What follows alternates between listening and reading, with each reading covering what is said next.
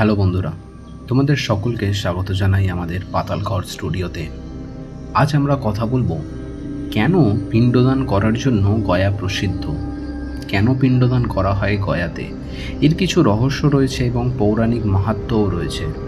তো চলুন জেনে নেওয়া যাক এর কারণ কি রয়েছে। তার আগে বলে রাখা জরুরি, ভিডিও যদি ভালো লেগে থাকে তো অবশ্যই লাইক, শেয়ার এবং সাবস্ক্রাইব করে নিও এবং ভিডিওটা মনোযোগ সহকারে পুরোটা দেখো। হিন্দু ধর্ম অনুযায়ী মৃত্যুর পরে আত্মার শান্তির জন্য পিণ্ডদানের প্রথা প্রচলিত আছে। প্রিয়জনের মৃত্যুর পর তার আত্মাকে মুক্তি দিতে পিণ্ডদান করা অবশ্যই প্রয়োজন বলে মনে করে হিন্দুরা। হিন্দু ধর্ম অনুযায়ী পিণ্ডদান করলে আত্মার নরক যন্ত্রণা থেকে মুক্তি পাবে এবং আর নতুন জন্ম নিতে হবে না। অর্থাৎ কারোর নামে পিণ্ডদান করা হলে জন্ম ও মৃত্যুর চক্র থেকে সেই আত্মা চিরতরে মুক্তি লাভ করে। পিতৃপক্ষে আমাদের প্রয়াত পুরুষের উদ্দেশ্যে জল নিবেদন করার সময় মনে করা হয় এই সময় তারা উত্তর পুরুষের হাত থেকে জল নিতে মর্ত্যলোকে আসেন। আবার অনেকে মনে করেন যে অনেক অতৃপ্ত আত্মা মৃত্যুর পরেও এই পৃথিবী ছেড়ে যেতে পারে না।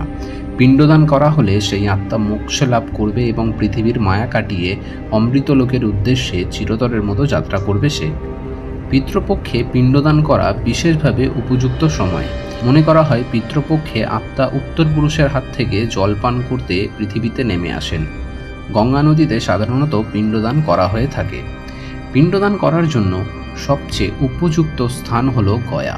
পুরাণ অনুযায়ী গয়ায় বাবা দশরথের মৃত্যুর পর পিণ্ডদান করেছিলেন স্বয়ং শ্রীরামচন্দ্র। গয়া অসুর নামে এক রাক্ষসকে শ্রী বিষ্ণু একবার আশীর্বাদ করেছিলেন যে তার নাম অনুসারেই সবচেয়ে পবিত্র স্থানটির নাম হবে গয়া।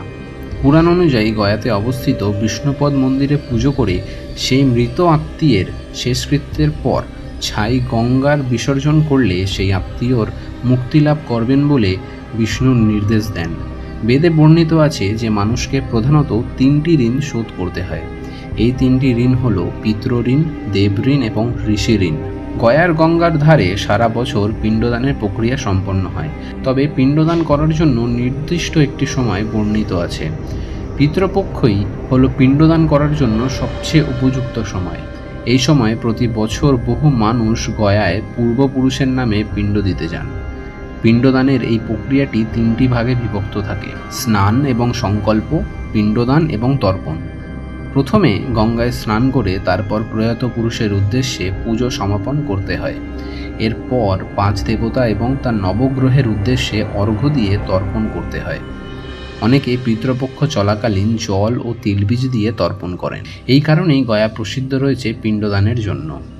তো তোমরা কি গয়া গেছো কোনো দিন? অবশ্যই কিন্তু আমাদের কমেন্ট বক্সে কমেন্ট করে জানিও। ভিডিও কেমন লাগলো সেটাও জানাতে ভুলবে না। ভিডিও ভালো লেগে থাকলে লাইক, শেয়ার এবং সাবস্ক্রাইব করতে কিন্তু ভুলো না।